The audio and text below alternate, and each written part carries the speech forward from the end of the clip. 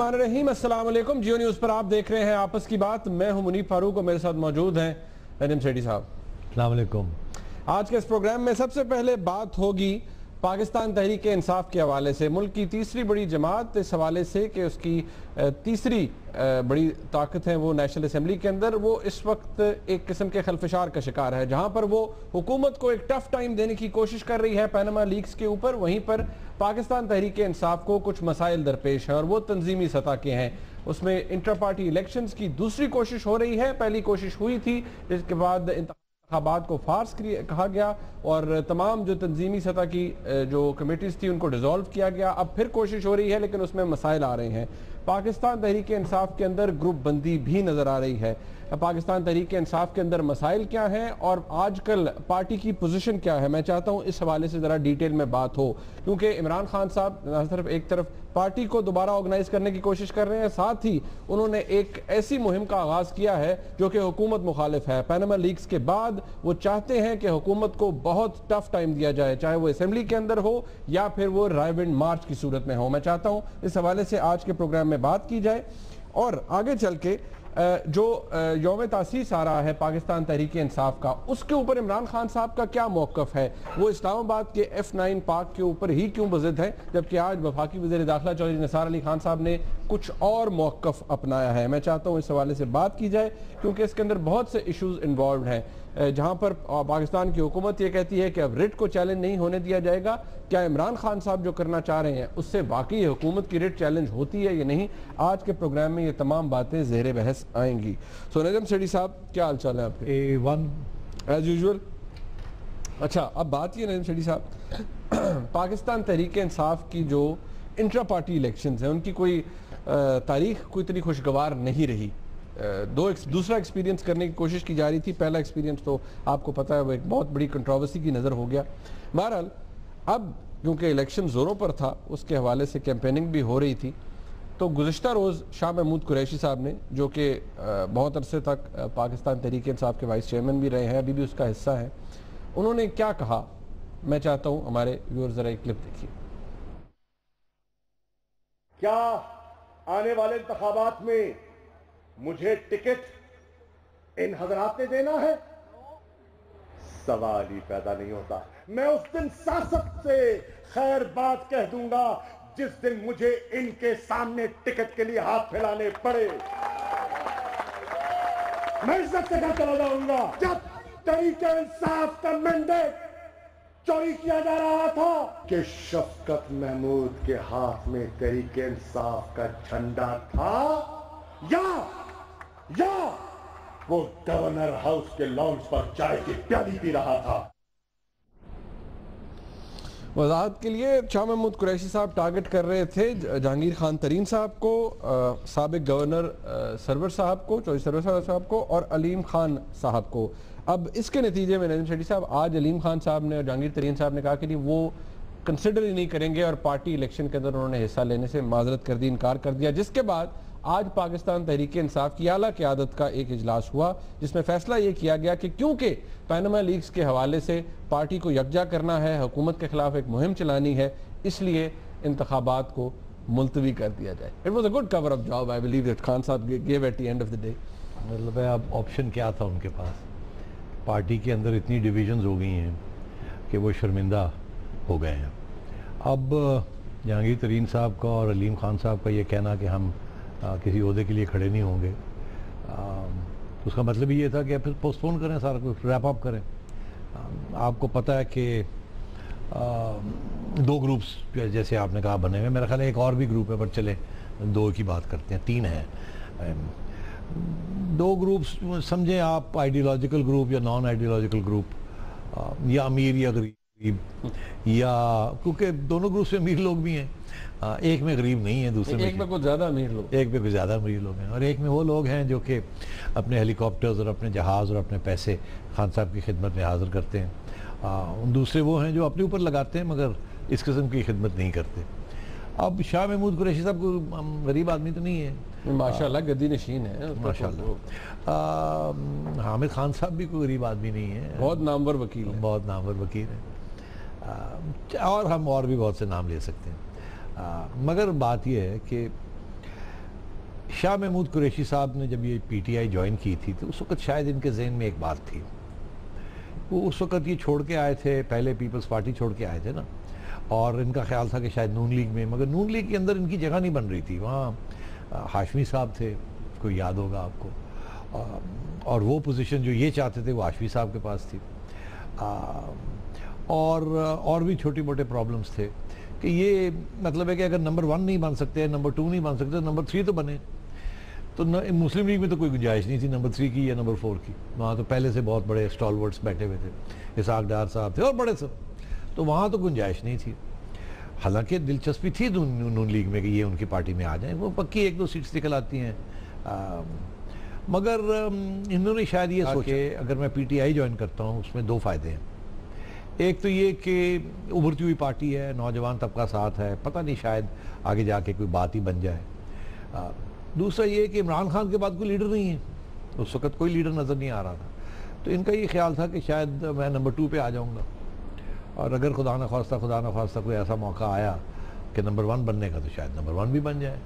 तो नंबर 2 से नंबर 1 तो बन सकता है, नंबर 5 नंबर 6 से तो बंदा नंबर 4 नंबर 3 पे ही जा सकता है ना। तो मेरा ख्याल है ये सोच के इन्होंने मुनीब ही जॉइन डिड, मगर देन ही फाउंड के पैसे वाले लोग जो थे वो खान साहब के करीब होते जा रहे थे, और शाह महमूद साहब को वो स्पेस नहीं मिल रही थी जो कि इनका ख्याल था इनको मिलेगी। और आपको पता है 6 माह से ये चुप बैठे हुए थे, और अब जब ये इलेक्शंस की बारी आई है तो आपको पता है तस्लीम नूरानी साहब ने अभी रिज़ाइन किया है, और उसकी क्या वजूहत थी वो हम शायद डिस्कस भी कर सकते हैं। ये तो जस्टिस वजी साहब से शुरू हो गया था ना। जस्टिस वजी साहब ने, देखिए इमरान खान ने अच्छे लोग लगाए थे, मगर फिर अच्छे लोगों के साथ चल नहीं सके, बिकॉज गंदे लोगों ने इनको ज्वाइन कर लिया। क्योंकि बुनियादी तौर पे जो ड्राइव थी वो तो एक नजरिए से शुरू हुई थी ना, ये नजरियाती लोग थे। अब जस्टिस वजी साहब वगैरह नजरियाती लोग और मिडिल क्लास के लोग थे। अब ये लैंडलॉर्ड्स और फ्यूडल्स इस किस्म के and top capitalist businessman with lots of money, इन्होंने ज्वाइन कर लिया इनको। और तो वो दिन है और आज का दिन है कि ये पार्टी जो है ना चल ही नहीं सकी, और अब इतनी शदीद किस्म की क्राइसिस में है कि मुझे समझ नहीं आती कि इस क्राइसिस से ये कैसे निकलेंगे। मैं देख रहा था मुनीब के इन्होंने अभी एक इलेक्शन ड्राइव के लिए रजिस्ट्रेशन था, एक वक्त था कि इनके पास 7-8 मिलियन रजिस्टर्ड वोटर थे। अब इन्होंने जो नई इलेक्शन ड्राइव शुरू की कि जी अपने आप को रिन्यू करें अपनी मेंबरशिप, तो 2 मिलियन भी नहीं बने, और इनको काफ़ी परेशानी थी इस बात की कि ये कहाँ गए हमारे 6 मिलियन वोटर जो कि एक ज़माने में टैक्स करके उन्होंने अपनी रजिस्ट्रेशन करवाई थी, इस वक्त तैयार ही नहीं है लोग। तो बहुत बड़ा मतलब है कि 20% 25% रह गई है पुरानी पार्टी से। ऊपर से इलेक्शन नहीं करवा रहे हैं, ये उनका एक मैनिफेस्टो का और इनका एक इनकलाबी एजेंडा था। ये जमहूरी पार्टी है, नीचे से लेकर ऊपर तक इलेक्शन होंगे। तो इनका ये मौक़िफ़ फिर आखिर में क्या मौक़िफ़ निकला? पहले तो जस्टिस साहब के साथ झगड़ा हुआ इसी इश्यूज़ के ऊपर कि जो ऊपर वाले लोग बैठे हुए हैं उन्होंने कहा कि इन्होंने जिस तरीके से इलेक्शन कंडक्ट की है वो गलत की है और इनको डिस्क्वालीफाई किया जाए। नाम लिए पूरे चैप्टर को उन्होंने करप्ट कह दिया और फिर ये जहांगीर तरीन साहब और इन लोगों की जो इलेक्शन के ऊपर उन्होंने कहा कि ये ठीक नहीं हुई, इन्होंने इन्फ्लुएंस किया, उनके रिपोर्ट का जिस्ट ये था इन्होंने इन्फ्लुएंस किया। अच्छा, तो उन्होंने कहा कि ये गलत हो गया। फिर जस्टिस साहब की छुट्टी हो गई, उनको एक धकेल दिया गया एक ऐसी जगह पे जहाँ उन्होंने कहा ठीक है फिर मैं जाता हूँ, आप कर लीजिए। उसके बाद ये तस्लीम नूरानी साहब के पास गए, बड़े इज्जत वाले आदमी हैं, शरीफ आदमी है, इलेक्शन कमिश्नर बन गए ये पाकिस्तान तहरीक अच्छा, ये इन्होंने फिर यही कहा, जो इन्होंने एक शाहजेब खानजादा को एक इंटरव्यू भी दी है और फिर जाहिर है मजमून भी निकले हैं और ख़बरें हमारे पास हैं कि इन्होंने कहा कि भाई अगर आप मुझे बनाना चाह रहे हैं तो फिर मुझे और हमारे साथियों को कुछ आज़ादी देनी पड़ेगी और हम आपको अपने रिकमेंडेशंस देंगे, फिर आपको उन पर अमल करना पड़ेगा। तो उस पर इमरान खान साहब ने इनको कहा कि सारे रिकमेंडेशंस के ऊपर अमल करेंगे, सिर्फ एक चीज़ है वो आप मेरे पे छोड़ दीजिएगा, वो हमें उसके ऊपर को पाबंद न कीजिएगा। वो क्या है? वो ये कि किस दिन हम ये इलेक्शन करवाएंगे वो आप मेरे पे छोड़ दीजिएगा, मगर ये कि किस तरीके से होंगे, कौन उसमें हिस्सा लेगा, किस लेवल के होंगे, ये आपकी बात जो है उस पर हम रजामंद हो जाए। और सेंटर पे सिर्फ आप चेयरमैन के लिए कराएं। उसमें क्या कंडीशंस थी?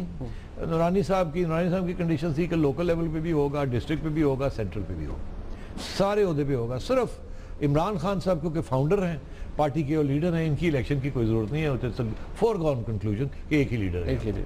तो इसमें आखिर में आके प्रॉब्लम बन गई। इसके ऊपर इमरान खान साहब नहीं, ये इसको मानने के लिए तैयार नहीं थे, और इसलिए क्योंकि उनका ये मौक़िफ़ था कि जो सेंट्रल लीडर्स हैं उनकी इलेक्शन नहीं होनी चाहिए, वो मेरा हक होना चाहिए उनको नॉमिनेट करने का। तो नूरानी साहब को ये था कि नहीं, आपने तो हमें कहा था कि हमने तो समझते हैं कि एक जमहूरी तरीके के साथ यही इसका रास्ता है। तो खान साहब के इर्द गिर्द वो लोग थे जिन्हें पता था कि वो इलेक्ट हो ही नहीं सकते, और वो पैसे वाले लोग हैं, इसलिए फिर उन्होंने दबाव डाला खान साहब के ऊपर। उन्होंने फिर तस्लीम नूरानी साहब से इशू बनाया कि नहीं, इसके ऊपर आप पीछे हटें। उन्होंने कहा मैं पीछे हटने के लिए तैयार नहीं हूँ। फिर इन्होंने फैसला किया, जो चिड़िया की खबर है, कि नूरानी साहब को कन्फ्रंट करके गंदा किया जाए किसी तरीके के साथ। मेरा ख्याल है वो चिड़िया की खबर नूरानी साहब को भी पहुंच गई कि ये सिर्फ मेरी बात तो छोड़े, मानने के लिए छोड़े, ये तो शायद लड़ाई झगड़ा डालने और मुझे गंदा कर दे किसी न किसी सिचुएशन में। तो यह कंट्रोवर्शियल।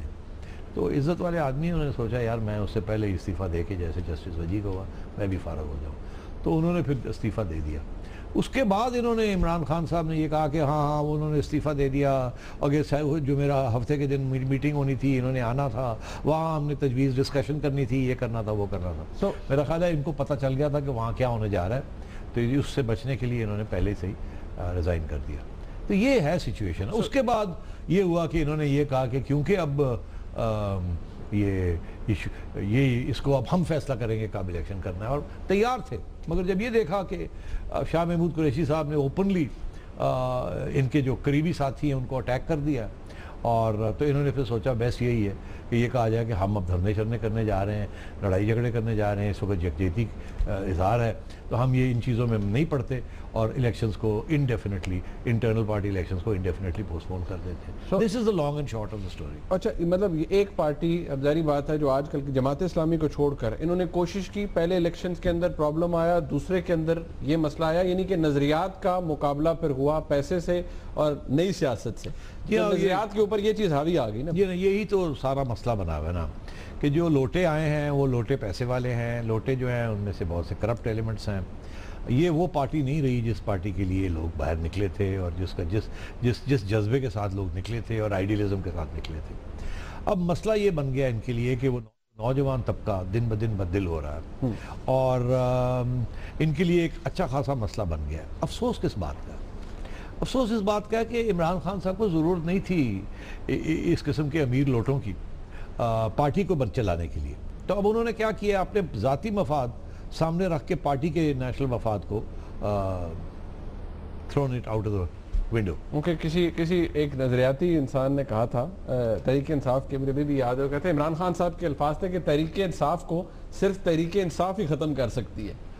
तो मेरे ख्याल में हमें ये शायद होता हुआ नजर आ रहा है कि एक ग्रुप जो है वो दूसरे ग्रुप को अंडरमाइन कर रहा है, और आपस में नजरियाती और जो नया ग्रुप है उसकी आपस में चपकलिश। तो ये जो हेलीकॉप्टर देता है, जो जहाज देता है, जो फंड करता है इलेक्शन कैंपेन, जो ये करता है, ये वो करता है, उनको अहमियत मिल रही है और उनको वोट नहीं मिलेगा। अगर इलेक्शन होते हैं तो आवाम उनको रिजेक्ट कर देगी। इसलिए खान साहब के लिए बहुत ये मुश्किल वक्त आ गया है। ठीक, अच्छा, इसको थोड़ा सा आगे लेके चलते हैं, क्योंकि जिसको वजह बनाया है वो है कि पैनामा लीक्स के बाद हुकूमत के ऊपर हमने दबाव डालना है, एक पूरी कैंपेन चलानी है सब। अच्छा, उसका जो शो है वो इमरान खान साहब चाह रहे हैं कि जी वो 24 अप्रैल को करें, वो यौम तासीस भी है पाकिस्तान तहरीक इंसाफ का। अब इमरान खान साहब क्या कहते हैं जलसे के हवाले से और कहाँ करना चाहते हैं उस हवाले से इस्लामाबाद में, मैं चाहता हूँ इधर आप क्लिप देखिए। 24 को हम बहुत बड़ा शो करने जा रहे हैं अपनी 20वीं सालगिरह की F9 पार्क में, और उसी दिन हम अपना पूरा लायमल देंगे कि हमारा आगे कौन कौन से स्टेप्स हैं। लेकिन F9 पार्क में हम जाएंगे। F9 पार्क में इंशाल्लाह तहरीक इंसाफ अपनी 20वीं सालगिरह बनाएगी। तहरीक इंसाफ अपनी 20वीं सालगिरह मनाएगी, F9 पार्क में हम जाएंगे। अब आज चौधरी निसार अली खान साहब ने क्या कहा इस हवाले से, जरा वो भी देखिए। मैं एक दफा फिर इस बात का यादा करता हूं कि न डी चौक में न F9 पार्क में ये जलसा नहीं होगा। न डी चौक में न F9 पार्क में ये जलसा नहीं होगा। अब सेठी साहब यहाँ कहते हैं चौधरी ते खान आमने सामने, यानी कि इमरान खान साहब और चौधरी निसार साहब आमने सामने आ गए हैं। अच्छा, आपको क्या लगता क्या है कि इमरान खान साहब इस बात पर जो अब जिद नजर आ रहे हैं, अब उन्होंने इंटरव्यू भी दिया अहमद मीर साहब को, उन्होंने प्रेस कॉन्फ्रेंस में भी, मीडिया टॉक में भी कह दिया, चौधरी साहब ने कहा कि ये नहीं हो सकता, प्रिवेल कौन करेगा? ऑब्वियसली इसको हिस्ट्री को हमें ज़हन में रखना चाहिए, क्योंकि जो कुछ अर्सा पहले लोग आए थे वो किसी की इजाज़त से इस्लामाबाद में नहीं घुसे थे। अब घुसना इस्लामाबाद में, अगर ये पिंडी से कोई जलसा लाना चाहेंगे वो तो इतना आसान नहीं होगा। This my view. उनको रोका जाएगा, लाठीचार्ज आज भी बिल्कुल हो सकता है, और ब्लॉक किए जाएंगे रोड्स, हाइड एंड सीक होगी। मेरा ख्याल है चॉइस निसार ने ये फैसला कर लिया कि बहुत हो गया। अब शायद वो ये सेंस कर रहे हैं कि इमरान खान की तंजीम कमज़ोर हो रही है, डिवीजन है इसके अंदर, ये अच्छा मौका है कि थोड़ा हाथ दिखाया जाए, हार्ड लाइन ली जाए और वेलवेट ग्लव जो है वो उतारा जाए, आयरन फिस्ट दिखाई जाए। क्योंकि तनकीद हुकूमत के ऊपर हमेशा यही होती है कि रियासत का जो रिट है उसको जो उठता है वो आके उसको चैलेंज कर देता है। पहले खान साहब ने इतना अरसा किया, उसके बाद मुल्ला हजरात पहुँच गए। ये तो वैसे ट्रेंड पीपल्स पार्टी की पिछली हुकूमत से ताज़ा हुआ है ना। कादरी साहब का धरना वो ब्लू एरिया में हो गया, फिर इमरान खान साहब और कादरी साहब का। तो अब कादरी साहब के बारे में हमने जिक्र कर ही दिया तो मुझे एक चीज़ याद आई, मैंने कहा क्या क्या आगे बढ़ते हैं फिर। वो ये कि खान साहब के कादरी साहब जो हैं ये ऑफशोर असासे हैं। यानी कि अब ये सवाल आप जवाब नहीं है, मगर असासे जरूर है, ऑफशोर असासे जरूर है। उनको तलब किया जा सकता है। नेचुरल कजन कादरी साहब ने कहा था, नेचुरल कजन। नेचुरल कजन वो अलग बात है कि इमरान खान साहब को अकेला छोड़ गए थे। मेरा ख्याल है कि कादरी साहब इस वक्त नहीं कूदेंगे, अगर कूदते हैं तो फिर उस सिग्निफिकेंट बात होगी। नहीं, वैसे कूदने के लिए वो हमेशा तैयार रहते हैं। वो ज़रा मज़े लेते हैं इन चीज़ों से, उनको नेशनल कवरेज मिलती है, हर साल वो चाहते हैं कि वो आएँ और उनकी पैगाम आवाम तक पहुँचे। वो इनकलाबी रिफॉर्म पैकेज था पिछली दफ़ा, इस दफ़ा तो कोई और पैकेज होगा ना। तो अगर ऐसी बात है तो फिर दिलचस्प होगा ये खेल। मगर अगर कादरी साहब नहीं आते और तो फिर यही है, और मैं समझता हूँ इतना टाइम नहीं है आपके कादरी साहब को ये 24 अप्रैल के लिए याद किया जाए। हो भी सकता है, आई डोंट नो। नहीं, वो तो अगली स्टेज पर है। मैं कहता हूँ 24 अप्रैल के लिए क्या हुकूमत का, देखें डी चौक के हवाले से तो सेंसिटिविटीज हैं, लेकिन F9 पाक के अंदर इमरान खान साहब कहते हैं कि चौधरी साहब को इजाज़त दे देनी चाहिए यार, हम अपना जश्न मना रहे हैं, वहाँ पर यौम तासीस होगा, फाउंडेशन डे है पाकिस्तान तहरीक इंसाफ का, क्या प्रॉब्लम है हुकूमत को उसमें? F9 पाक किधर है, डी चौक किधर है, बड़ा फर्क है। मैं समझता हूँ इशू कोई नहीं होना चाहिए। अब चौधरी साहब ने हार्ड लाइन ले ली है, ये सोच समझ के लिए होगी, कुछ सबक सिखाना चाह रहे हैं या दिखाना चाह रहे हैं कि इनके पास कुछ नहीं रहा, अब ये है रियासत का रेट। मगर अगर ये F9 पाक में ये आना चाहे वो आके जलसा कर लें वहाँ, व्हाट्स द बिग डील, कोई ऐसी बात नहीं है मैं समझता हूँ। मगर अगर उनके पास कोई इंटेलिजेंस रिपोर्ट्स हैं जो कि आपके और मेरे पास नहीं है तो फिर और बात बनती है कि वहाँ क्या इरादे क्या हैं, तोड़ फोड़ क्या हैं, आपका वहाँ से आगे जाने के कोई इरादे तो नहीं है। आपका व्यू ये है कि वैसे उनको वहाँ पर एतराज नहीं होना चाहिए अनलेस के कोई रिपोर्ट्स हैं इसके हवाले से। जी उनका प्लान ये है कि वहाँ जलसा करेंगे, फिर वहाँ से लोगों को लेकर डी चौक तक जाएंगे या कोई और एहतजाज करेंगे जिसके साथ फिर डिस्टेबलाइजेशन हो सकती है, फिर मसला बन सकता है। अच्छा। तो बेहतर ये है कि इनको इस्लामाबाद से दूर ही रखा जाए। अब ये ऐसी कोई बात है तो फिर थोड़े से दिन देने में चिड़िया को भेजता हूँ, पता करके आए खबर क्या है। बनी गाला जा सकती है, बनी गाला जरा चक्कर लगा सकती है, इसमें कोई शक नहीं है। भेजा रहा हूँ ऊंचाई पे, लेकिन कोई नहीं खैर है। चले एक ब्रेक ले लेते हैं। ब्रेक के बाद असल बात जो है वो है इमरान खान साहब का प्लान। अप्रैल 2014 उन्होंने कैंपेन शुरू की, बहुत एक लेवल तक गई, लेकिन उसके बाद वो नीचे आना शुरू हो गई। वो उस वक्त भी इमरान खान साहब ने वज़ीर आज़म का इस्तीफ़ा मांग लिया था। इस दफ़ा इस्तीफ़ा मांगा है, कहा है कि आपकी मॉरल अथॉरिटी ख़त्म हो गई है आफ्टर द पैनामा लीक्स। एक ब्रेक के बाद इमरान खान साहब क्या करना चाहते हैं और किस हद तक कामयाब हो सकते हैं उसमें तो बात करेंगे। हमारे साथ रहिए।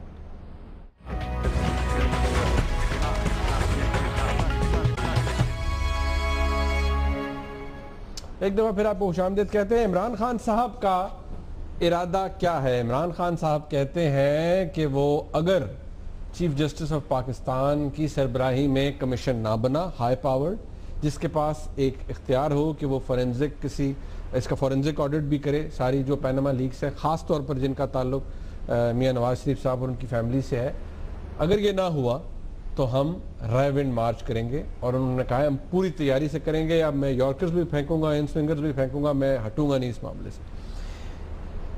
ये चीज़ जहन में रखते हुए इमरान खान साहब की इस वक्त पार्टी की स्ट्रेंथ और मुल्की हालात और ऑफशोर असासे वो उन्हें किस हद तक सपोर्ट कर सकते हैं अपनी इस नई काविश में?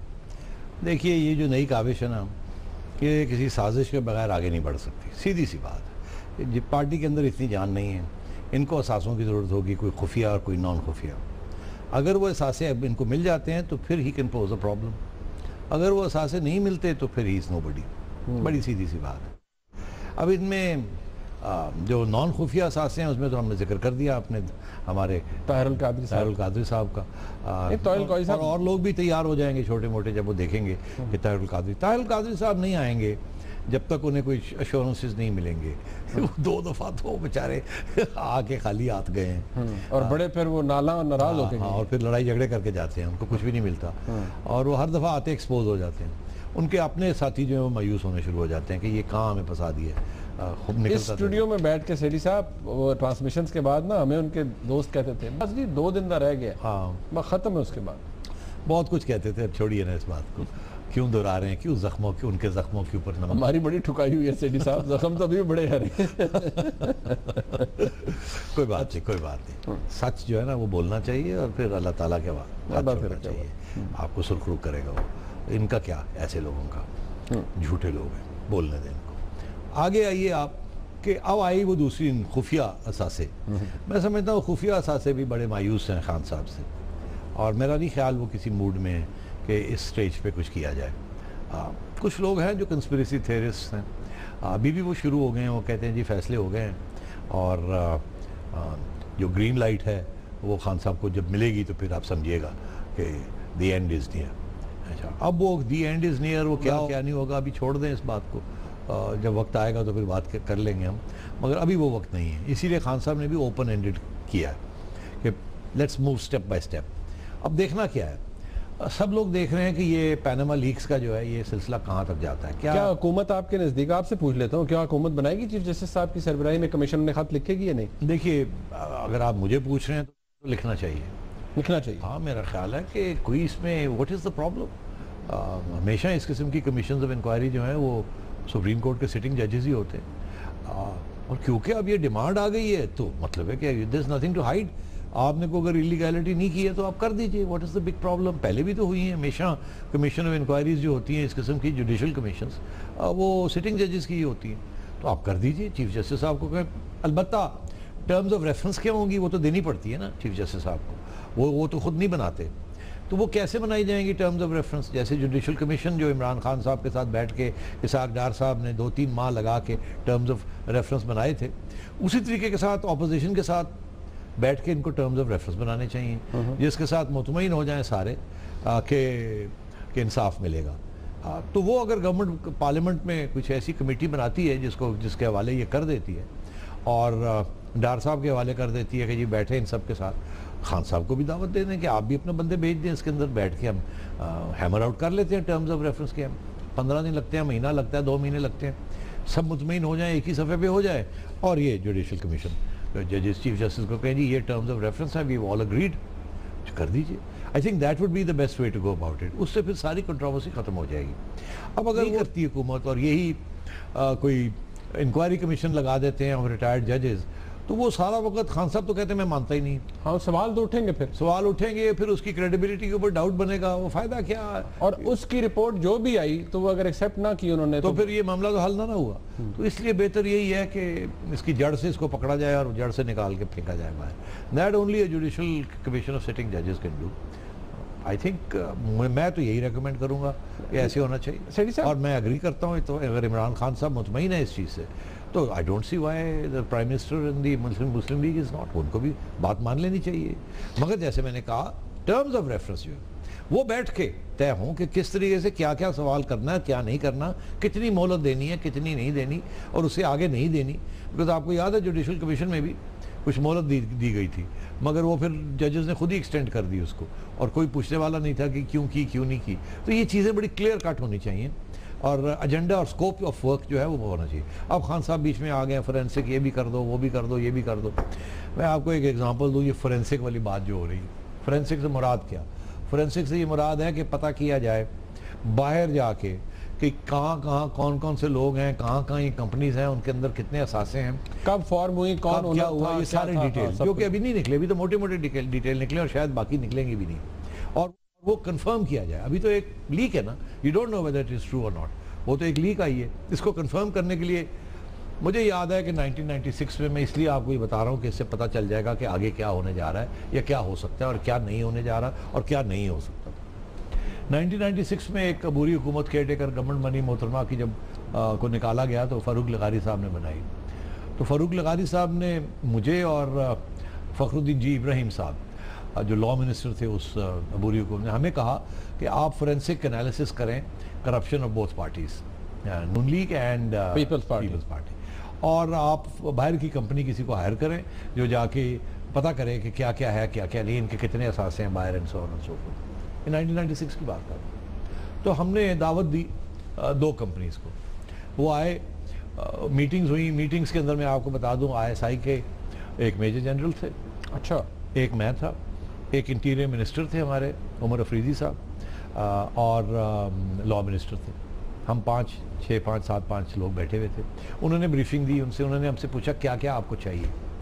हमने कहा जी ये चीज़ें हमें चाहिए। उन्होंने कहा जी हमें बताएं, नाम दें, कितने नाम को इन्वेस्टिगेट करना चाहते हैं। तो हमने कहा कि अच्छा ठीक है, हम आपको कोई 10-15 नाम दे देते हैं। उन्होंने कहा अच्छा ठीक है। उन्होंने कहा जी 10-15 नामों के बारे में हमें बहुत सी इन्फॉर्मेशन पहले चाहिए होगी आपसे ही, जिसको हम फॉलो अप करेंगे।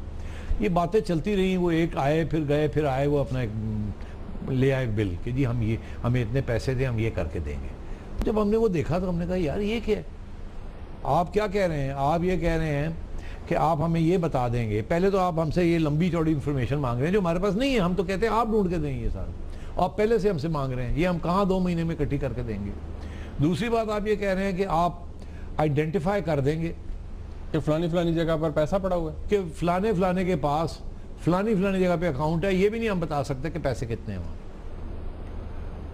जिस किस्म की बात ये लीक हुई है वो, और हम $2 मिलियन लेंगे आपसे, और उसके बाद जब ये होगा तो फिर ये 1-2 साल आपको वकील हायर करने पड़ेंगे, हम आपकी हेल्प करेंगे, कंसल्टेंट्स बन जाएंगे और आपकी वकील आपको लेके देंगे जो फोरेंसिक इन्वेस्टिगेशंस करेंगे, उनको आपको अलग पैसे देने पड़ेंगे $2-3 मिलियन।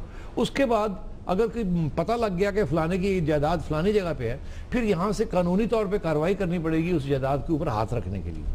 फिर कोई कंपनीज और हायर करनी पड़ेंगी जो जाके वो जायदाद को निकालने की कोशिश करेंगे, बिकॉज हो सकता है कि वो ये कहें, जो स्विस बैंक्स हैं या दूसरे, कि ये जायदाद जो है ये ठीक है, आपने प्रूव कर दिया कि ये इलीगल है या इल गॉटन मनी है, मगर ये आपके वाले नहीं करेंगे, हम इसको एक अकाउंट में डाल देंगे जब तक ये आप लोगों का आपस के मसले हल नहीं होते।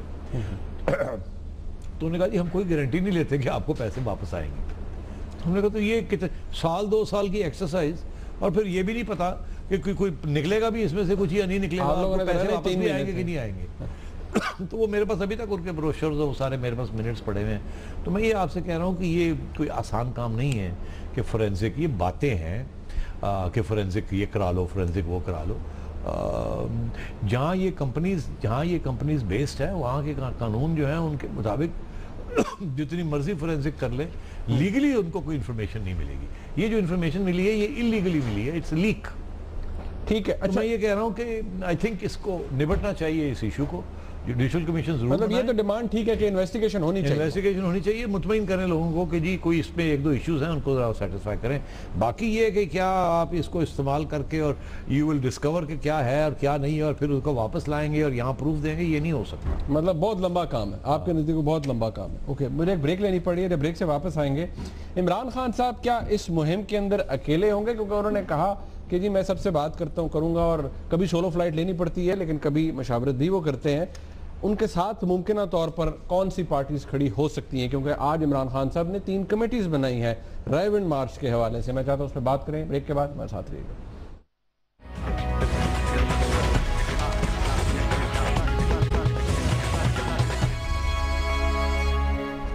एक बार फिर आपको खुशामदीद कहते हैं। यहाँ सवाल ये पैदा होता है कि पनामा लीक्स के अंदर जो भी कुछ आया उसके हवाले से खैर कन्फ्यूजन बहुत है, अपनी जगह मौजूद है, लेकिन इमरान खान साहब जिस मार्च की बात कर रहे हैं, रायविंड मार्च की, उस हवाले से या इस पूरी एहतजाजी मुहिम में नईम सेठी साहब क्या उनके साथ बाकी पॉलिटिकल पार्टीज खड़ी होंगी? क्योंकि आज हम देख रहे थे leader of the opposition in senate Aitzaz Ahsan साहब ने बड़ी लंबी चौड़ी तकरीर की और उन्होंने कहा जी कोई पारस का पत्थर है इनके पास, जिस चीज़ को हाथ लगाते हैं सोना हो जाता है, कोई अलग ही कारोबार करते हैं नवाज शरीफ साहब के साहबजादे।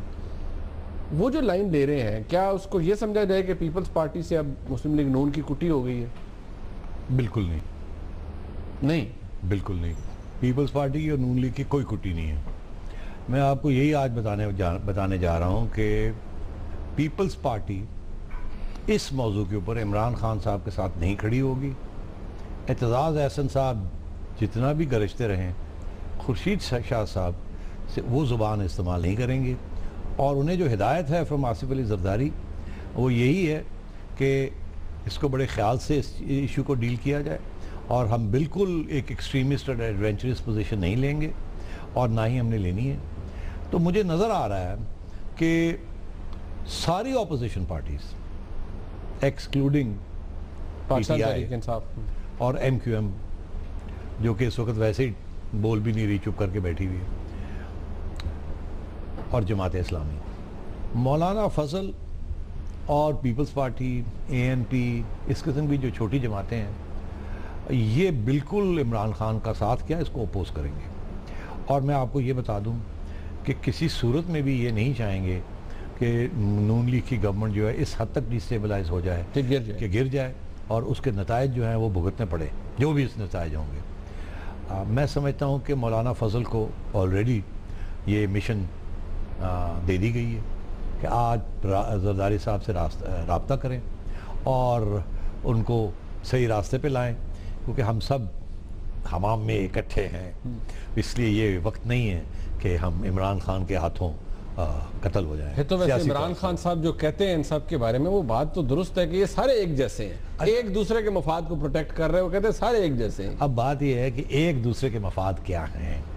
सबसे बड़ा मफाद इन सब का एक है, वो ये नहीं कि पैसा छुपाना। किसी के पास ज्यादा है, किसी के पास कम है, किसी ने छुपाया, किसी ने नहीं छुपाया, किसी ने एक वक्त छुपाया था फिर बाद में दिखा दिया। बकौल आपके किसी जमाने में जरूरत थी करप्शन की, किसी जमाने में नहीं थी। बकौल मेरे लिए, ये बकौल आपके ही होंगे।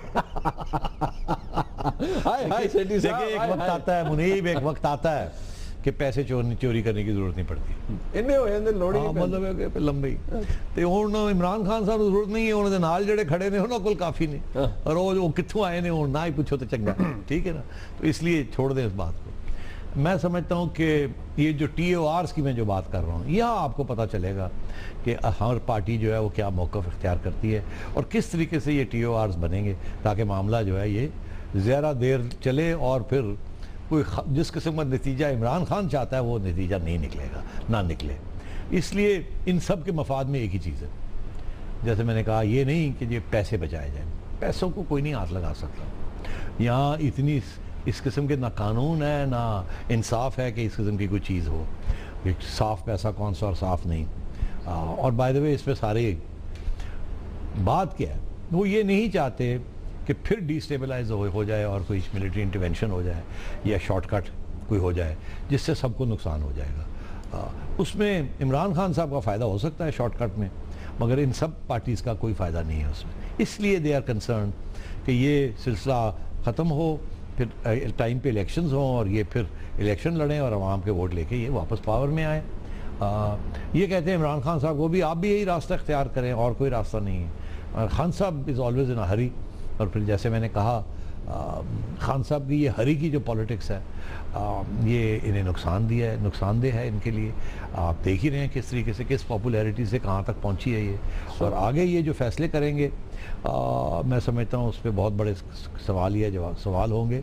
आप इनकी हिस्ट्री देख लें, किसी दिन डिस्कस कर लेते हैं कि इन्होंने कितने ऐसे इश्यूज़ हैं जिसके ऊपर एक मौक़िफ़ इख्तियार किया, वो गलत प्रूव हुआ, फिर अपना मौक़िफ़ को बदला, फिर बदला, and so on and so fourth. वो एक लाइन लग सकती है, आप क्लिप्स दिखाना चाहें तो। और मैं समझता हूँ इनकी सियासी जजमेंट बड़ी कमज़ोर है। अलबत्ता गाली गलोच में बड़े तेज़ हैं, झूठ बोलने में ठीक ठाक, इल्ज़ाम लगाने में तेज़ हैं। मैं तो ज़ाती तौर पे ख़ुद दुखी हूँ। आप अगर इजाज़त दें तो मैं अपने दुख भी कुछ थोड़े से बयान कर दूँ। टाइम हो गया है, चले आप बयान कर। नहीं ऐसे तो नहीं, पर मुझे टाइम चाहिए। आपने वक्त नहीं दिया मुझे। चले अब ये फिर मैं करना चाहूंगा। नहीं जरूर। हाँ, ये आपने मुझे वक्त नहीं दिया, मैं समझता हूँ आपने जान के मुझे वक्त नहीं दिया। आप शायद पीटीआई ज्वाइन करने का सोच रहे हैं, इसे ऐसी गलती मत कीजिएगा। रेड्डी साहब, मैं आपकी पेशन को ही दोहरा देता हूँ जो आपने की है, और वो ये कि इमरान खान साहब को उनके इस एहतजाज में पाकिस्तान पीपल्स पार्टी, ANP या मौलाना फजलुर रहमान साहब ज्वाइन नहीं करेंगे और उनका मौक़िफ़ इससे मुख्तलिफ होगा। आने वाले दिनों के अंदर क्या होता है इस हवाले से हम बात करेंगे। पाकिस्तान तहरीक इंसाफ और इमरान खान साहब के अलमशहूर यू टर्न्स के हवाले से हम फिर किसी रोज़ बात करेंगे। प्रोग्राम का फीडबैक हमें ज़रूर दीजिएगा। देखने का बहुत शुक्रिया। खुदा हाफ़िज़।